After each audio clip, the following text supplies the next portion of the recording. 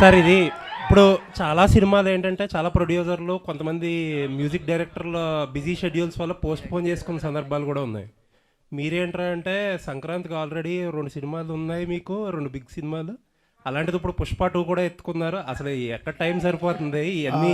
నేను ఒక పార్ట్ వేశారు పుష్ప 2లో, మొత్తం బాధ్యత తీసుకోలేకపోయాను. ఎందుకైతే చాలా పెద్ద సినిమా అది అండ్ టూ మచ్ బిజినెస్లీ ఇన్వాల్వ్డ్. మన ప్రొడ్యూసర్స్ని దృష్టిలో పెట్టుకోవాలి, మనం ఛాలెంజ్గా తీసుకోవచ్చు కొన్ని విషయాలు, బట్ అట్ సేమ్ టైం మనం భయపడాల్సిన విషయాలు చాలా ఉంటాయి. 15 రోజుల్లో మనం ఎలా మొత్తం సినిమా కంప్లీట్ చేయగలం. చాలా గొప్ప సినిమా, నిజంగా నేను సినిమా చూసాను, చాలా గొప్ప సినిమా. బట్ నేను ఒక పార్టీ చేయగలిగాను, అది డైరెక్టర్ గారు, హీరో గారు చాలా హ్యాపీ అండి.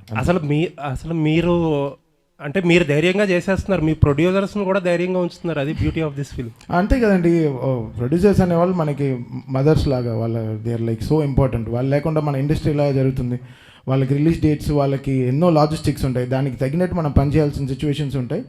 So always I'm on the producer side అండి. సో వాళ్ళు ఎలా వాళ్ళు సినిమా రిలీజ్ చేయాలనుకుంటున్నారో I try to give them confidence and అది నా భుజాల మీద వేసుకుని I try to finish my. Thank you అండి, looking for. Thank you sir, thank you sir. Bobby garu, Vamsi గారు ఇక్కడ, వంశీ గారు సార్ ఒక డ్రీమ్ కమ్ ట్రూ లాగా అనిపిస్తుందా మీకు? ఎందుకంటే బాలకృష్ణ గారి కాంబినేషన్లో మీరు ఎప్పటి నుంచో ఒక సినిమా చేయాలని ట్రై చేస్తున్నారు.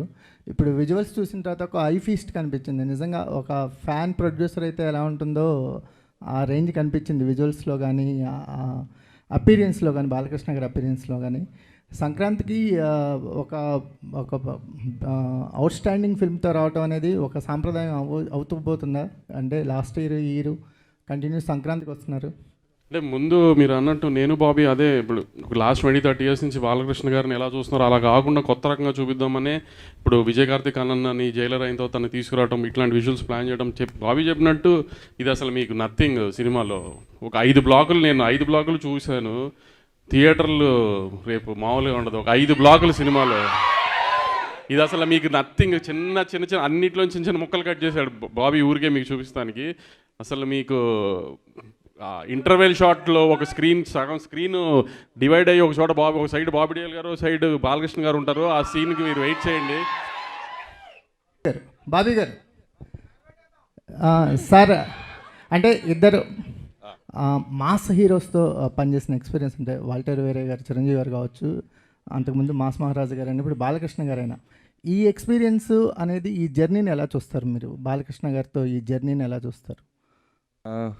బాలకృష్ణ గారితో జర్నీ అనేది ఎలా ఉంటుందంటే, డైరెక్టర్ అంటే నిజంగానే ఆయన ఒక ఇంటర్వ్యూలో చెప్పినప్పుడు నిజంగానేనా అనిపించింది. ఒక స్టేట్మెంట్ ఇచ్చాడు ఆయన ఒక సినిమా ఇంటర్వ్యూలో, డైరెక్టర్ అంటే మా నాన్నగారిలాగా అని. నిజంగానే ఉంటుందా? ఒక డైరెక్టర్ నాన్నగారిలాగా చూస్తారనుకున్నాను, కానీ నిజంగా చెప్తున్నాను, హీ విల్ కమ్ లైక్ ఒక స్కూల్కి వెళ్తున్న పిల్లోళ్ళలాగా వచ్చి, నాకేం తెలియదు మీరు చెప్పండి చేస్తాను.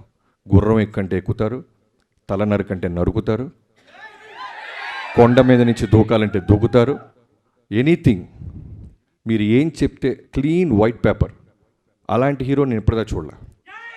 అంటే మీకు అదే చెప్తున్నా కదా, నేను చాలా దాచుకోవాల్సి వస్తుంది, ఎందుకంటే చాలా ఈవెంట్స్ ఉంటాయి. నాకు తెలుసు ఈ సినిమా మా టీం అందరం చూసి చెప్తున్నాం, అన్ని ఈవెంట్స్ వస్తాయి, సెలబ్రేషన్స్. ఒకటైతే చెప్తాను, దాచుకున్నది యాక్చువల్గా మిడ్నైట్ 1:30-2 o'clockకి షూట్ జరుగుతుంది.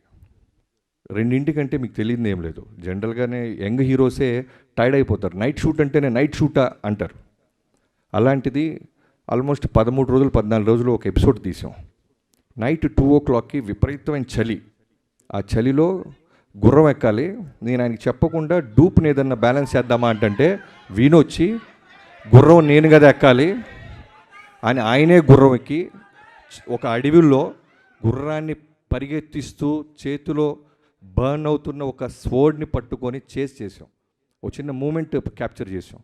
సో అది మీకు మీరే ఆలోచించండి ఎలా ఉంటుందో. అలాంటిది ఒక డైరెక్టర్గా విట్నెస్ చేస్తున్నప్పుడు ఒక హీరో చేస్తుంటే ఎంత కిక్ వస్తుందో మనకి. అది బాలయ్య గారితో స్పెషల్. డైలాగ్స్ మీకు స్పెషల్ ఉంది సార్. బాలకృష్ణ గారి డైలాగ్స్కి ఒక సపరేట్ ఫ్యాన్ బేస్ ఉంది. అంటే ఆయన డైలాగ్స్ ఫస్ట్ టైం మీరు విట్నెస్ చేస్తున్నప్పుడు ఎలా ఫీల్ అయ్యారు? అదే బాలయ్య గారి గురించి తెలియదు ఏం లేదు, ఎమోషన్స్ డైలాగ్స్ అన్నీ నెంబర్ 1. కానీ ఇందాక అన్నాను కదా, నేను వంశీ గారు మేమందరం టీం తమన్ గారు కూర్చున్నప్పుడు ఏమనుకున్నామంటే, బాలయ్య బాబు గారి మాస్ ఎలిమెంట్స్ అన్నీ ఉంటూ ఎక్కడో చిన్న న్యూ ఏజ్ కొత్త ప్రయత్నం చేయకపోతే మనకంటూ ఒక మార్క్ ఉండదు. మనం ఏదో ఒక గిఫ్ట్ లాగా ఇవ్వాలి, మనం ఏదో ఒకటి కొత్తది చేయాలి అనే ఒక మోటివ్తోనే చాలా మటుకు మాస్ ఎలిమెంట్స్ మిస్ అవ్వకుండా ఒక కొత్త బాలకృష్ణ గారి అవతారాన్ని క్రియేట్ చేసాం. డైలాగ్ డెలివరీస్ కానీ మీరు సినిమా చూస్తే అర్థమవుద్ది మేము తీసుకున్న కొత్త ఇన్వెన్షన్ ఏంటో.